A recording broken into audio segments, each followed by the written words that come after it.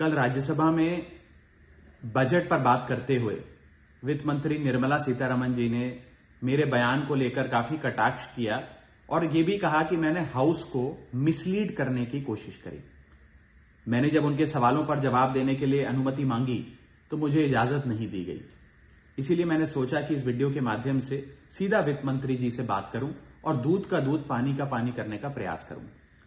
सबसे पहले तो मैंने अपने दिए गए भाषण में जो यूनियन बजट 2025-26 पर मैंने बात रखी उसमें कई मुद्दे उठाए थे, जैसे कि रेल यात्रियों से जुड़े संबंधी समस्याएं, जैसे कि मिडिल क्लास के फाइनेंशियल चैलेंजेस, जैसे कि डोनाल्ड ट्रंप एडमिनिस्ट्रेशन द्वारा लगाए जा रहे ड्यूटीज एंड टैरिफ्स और गिरते हुए रुपये की बात रखी। इन विषयों पर वित्त मंत्री जी ने कोई जवाब नहीं दिया, लेकिन हां, मेरे द्वारा समझाए गए इनकम टैक्स रिबेट के एक उदाहरण को लेकर उन्होंने कई सारे बयान दे डाले।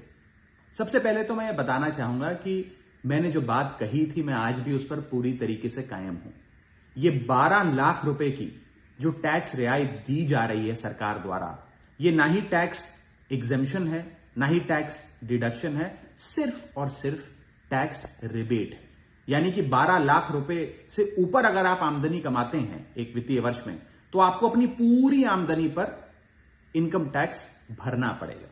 मेरे इस कॉन्सेप्ट को समझाने के लिए दिए गए उदाहरण को वित्त मंत्री जी ने टेक्निकली उसे उलझाने का प्रयास किया, उसमें मार्जिनल टैक्स रिलीफ का कॉन्सेप्ट जोड़कर यह सिद्ध करने की कोशिश करी कि मेरा उदाहरण गलत था। मैं आपसे वित्त मंत्री जी सीधे तौर पर पूछना चाहता हूं, क्या यह सत्य नहीं है कि अगर कोई व्यक्ति 12 लाख से ऊपर इनकम कमाएगा तो उसको अपनी पूरी इनकम पर टैक्स भरना पड़ेगा? चलिए, मार्जिनल टैक्स रिलीफ 12.75 तक आप दे रही हैं। आप मुझे यह बताइए कि अगर एक व्यक्ति 13 लाख रुपए 13 लाख रुपीज एक वित्तीय वर्ष में कमाता है तो उसे अपने पूरे 13 लाख की आमदनी पर अपने स्लैब अनुसार इनकम टैक्स देना पड़ेगा कि नहीं देना पड़ेगा, या 13 लाख माइनस 12 लाख की टैक्स रिबेट 1 लाख पर देना पड़ेगा? सही जवाब है कि उसे पूरे 13 के 13 पर इनकम टैक्स भरना पड़ेगा। मान लीजिए कोई शख्स 12,76,000 रुपए कमाता है साल का, तो उसे पूरे 12,76,000 पे इनकम टैक्स भरना पड़ेगा, ना कि मात्र 76,000 रुपए जो उसने 12 लाख रुपए के ऊपर कमाया। यह टैक्स रिबेट का कॉन्सेप्ट समझाने के लिए मैंने एक उदाहरण दिया था और मैं आज भी उस पर कायम हूं कि 12 लाख रुपए से यदि 1 रुपया भी आप फालतू कमाते हैं तो आपको अपनी पूरी इनकम पर इनकम टैक्स देना पड़ेगा। उसको मेरे उस बयान को लेकर वित्त मंत्री जी ने मुझ पर काफी व्यक्तिगत हमले भी किए, मेरे बारे में व्यक्तिगत टिप्पणियां करी।